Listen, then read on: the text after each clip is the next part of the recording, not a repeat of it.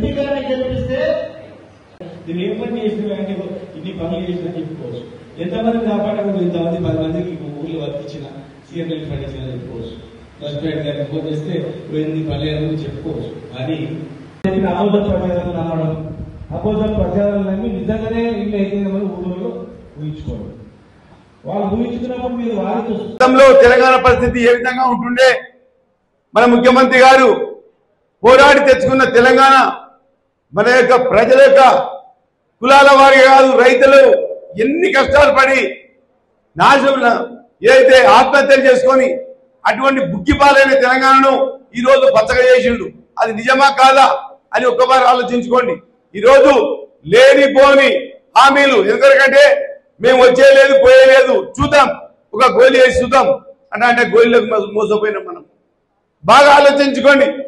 ఈరోజు Congress party parliament ఎలక్షన్లు అయిపోతే గుడ్ బై, మొత్తం పథకాలన్నిటికీ ఖచ్చితంగా గుడ్ బై చెప్తుంది. చూస్తున్నాం. ఈరోజు గతంలో ఉండే మంత్రులు కానీ ఎమ్మెల్యేలు కానీ ఎప్పుడు చూసినా కాన్స్టిట్యూన్సీలో మీరు ఎప్పుడు ఎక్కడ చూసినా ప్రతి ఫంక్షన్లకు వచ్చి మీ అందరూ నుండి ఈ సమస్యలు తెచ్చేది. ఇప్పుడు ఎవరు కనుమరుగైపోయేది, ప్రభుత్వం ఉన్నదా లేదా అనే పరిస్థితి వచ్చింది. ఇప్పుడు కేసీఆర్ గారి యొక్క పరిపాలన వల్ల మనం ఈరోజు అభివృద్ధి చెందినమా లేదా అని ఒక్కసారి ఆలోచన చేసుకోండి. ఎన్ని పథకాలు చేసింది. ఈరోజు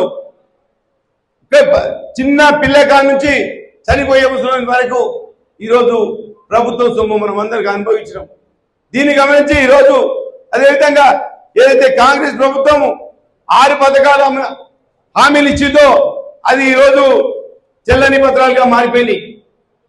ఒక్కసారి ఆలోచన చేసుకోండి. రైతు బంధు లేనే లేదు. అదేవిధంగా ప్రతి ఏదైతే ఖరీఫ్ పంటకే బోనస్ ఇస్తామని చెప్పింది, ప్రతి క్వింటాల్కి 500 రూపాయలు, అది ఇంతవరకు లేదు.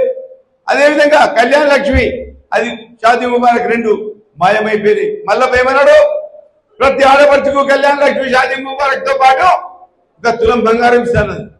ఎక్కడుందే? ఇక్కడ మనసున్న నాయకుడు మన కేసీఆర్ గారు, మనందరినీ గుండెల్లో పెట్టుకొని చూసిన నాయకుడు కేసీఆర్ గారు.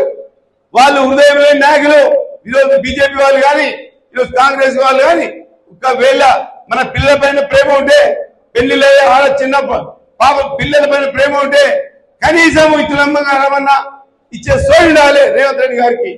ఒక్కసారి మీరు బాగా ఆలోచన చేసుకోండి. బీద ప్రజలు ఎంత కష్టపడి వాళ్ళు ఈరోజు కేసీఆర్ గారు ఇచ్చిన పథకాల వల్ల, కళ్యాణ లక్ష్మి వల్ల ఆ సారిచ్చిండు అని చెప్పి ప్రేమ ఉంటుండే. దానికి తోడు మరి గొప్ప నాయకుడు అని చెప్పుకుంటున్నావు. ఈరోజు కేసీఆర్ గారు ఏమి చేయలేదని మాట్లాడుతున్నారు. ఇలా మరి ఏమైంది? కనీసం పిల్లకర తులం బంగారం అని ఇస్తున్నావా? అదేవిధంగా ఇంట్లో ప్రతి ఆడపిల్లకు ముసళ్ళకు పెన్షన్లే కాకుండా పెన్షన్ 4000 అన్నావు. ఇంట్లో ఉండే ప్రతి స్త్రీకి ఇలా మహాలక్ష్మి స్కీమ్ ద్వారా 2500 రూపాయలు ఇస్తున్నావు. ఎక్కడున్నది అనేది? నీ హృదయం ఎక్కడున్నది? నీ లీడర్షిప్ ఎక్కడున్నది? ఈరోజు గొప్ప గొప్ప హామీలు ఇచ్చి ఇలా ఓట్లు వేయించుకున్నావు.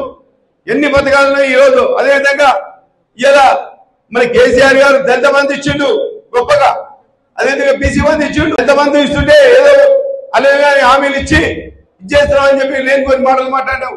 ఇవాళ నువ్వేమన్నా దళిత బంధు కూడా 12 లక్షలు ఇస్తున్నావు, ఇంతవరకు 1 రూపాయి లేదు. ప్రతి దళితుడికి ఈరోజు దళితులు ఎప్పుడు ఇదే విధంగా ఉండాలా, దళితులు ఇదే బీదరికంగా ఉండాలని చెప్పి మన కేసీఆర్ గారు 10 లక్షలు ప్రకటించుడు. చాలా మందికి, వేల మందికి ఇవ్వడం జరిగింది. ఇంకా కూడా దాదాపు గవర్నమెంట్ పోయే ముందు 1,03,000 ప్రొసీడింగ్స్ కూడా దళితులకు ఇవ్వడం జరిగింది. మరి ఎక్కడున్నది నీ పరిపాలన? ఎక్కడున్నది మా కేసీఆర్ గారి యొక్క పరిపాలన? ఎక్కడున్నది? అదేవిధంగా ఈరోజు దళిత బంధును చిన్నగా చూసిన నాయకులు ఈరోజు ఈ విధంగా ఏం మాట్లాడుతున్నారు, ఏం చేస్తున్నారు అనే ఒక వాస్తవాన్ని గమనించాలి. కేసీఆర్ గారు చేసిందా చేయలేదా? ఈరోజు ఒట్లు ఈరోజు గవర్నమెంట్ కొని పైసలు రావడం గతంలో ఏ విధంగా ఉంటుండే. మనం వ్యవసాయం చేసినామంటే ఒట్లు అమ్ముకోవడానికి కూడా పెద్ద నానా హంగామా ఉంటుంది.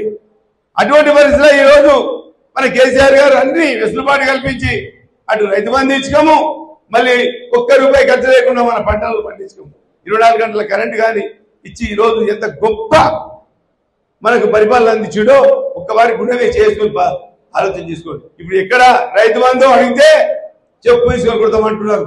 కాంగ్రెస్ ఏదైతే మంత్రులు ఉన్నారో ఎంత నీచమైన ఆలోచన, ఎంత దుర్మార్గమైన ఆలోచన ఒక్కవారు ఆలోచన చేసుకోండి. ఇంకొక విషయం, పెద్ద జోక్ ఈరోజు 2024 జోక్ ఏంటంటే పాలమూరు రంగారెడ్డి ప్రాజెక్ట్ కాంగ్రెస్ వాళ్ళు ఏమంటారు, మేము తెచ్చామంటారు, బీజేపీ వాళ్ళు వచ్చి మేము తెచ్చామంటారు. ఒక పాలెల పంచాయతీ దాకా వాళ్ళు ఈరోజు పెట్టుకుంటున్నారు. ఇలా ప్రజలకు మేము ఏం చేస్తాం ఓట్లేస్తే అని మాట్లాడండి, కానీ మీ పాలెల పంచాయతీలు జనాలు చూసి నవ్వుకుంటున్నారు. అది ముఖ్యంగా ఆలోచన చేసుకోవాలి. కేసీఆర్ ప్రభుత్వమే మనకు అన్ని రకాలుగా చేసింది. ఇలా ప్రాజెక్టులు కానీ, కరెంటు కానీ, నీళ్లు కానీ, పంటలు పండించే పంటలు కొనడం కానీ ఇవన్నీ చేసింది. ఇంకొకటి చెప్తున్నా, ఈరోజు ఇప్పటిదాకా లక్ష్మణ చెప్పింది రాముని మొక్కుదాం, బీజేపీని తొక్కుదాం. దానికి కూడా నీకు ఎగ్జాంపుల్ చెప్తా, క్లారిఫికేషన్ ఇస్తాను. ఎందుకంటే ఈరోజు దేశం మొత్తం అక్షంతలు పంపించుండు. ఎవరు? నరేంద్ర మోడీ గారు, కేంద్ర ప్రభుత్వం నరేంద్ర మోడీ గారు అక్షంతలు పంపించుండు.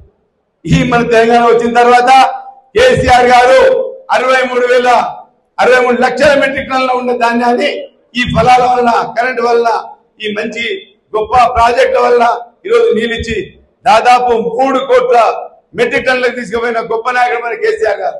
వాళ్ళు అక్షంతలు పంపిస్తే కేసీఆర్ గారు అన్నానికి, దేశానికి అన్నం పంపించారు. అది నిజమా కాదా అని ఒక్కసారి ఆలోచన చేసుకోండి. పంపిస్తే దేశానికి అన్నం పంపించారు. అటువంటి గొప్ప నాయకుడు కేసీఆర్ గారు. ఏమైంది మరి?